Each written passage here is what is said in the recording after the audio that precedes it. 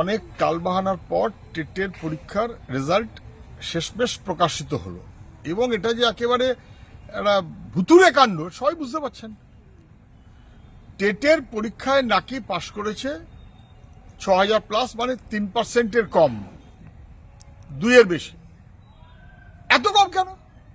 TET পরীক্ষায় পাশের হার যদি সত্যি 2% কি 3% হয়, তাহলে তো বুঝতে হবে রাজ্যের সরকার এবং শিক্ষামন্ত্রক কার্যত শিক্ষাটাকে ধ্বংস করে দিয়েছে। তাহলে এত কম পাশ হবে কেন?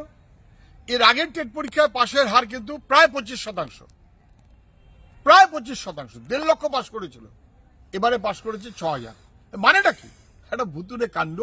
আসলে যোগ্যদের চাকরি দেব না, ফলে যোগ্যরা তখন টেট পাশ করেছে অতএব দাবি করবে, তাহলে দাবি যাতে করতে না পারে অতএব পাশ করাবো না।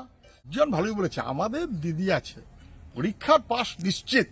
গার্জিয়ানরা কেউ কেউ যখন বলে তখন বোঝা যায় যে আসলে পরীক্ষা ব্যবস্থাটাকেও কার্যত কলুষিত করা হয়েছে। তাহলে টেটের পাশের হার মাত্র 6,000, 3%-এর কম, ভাবাই যায় না।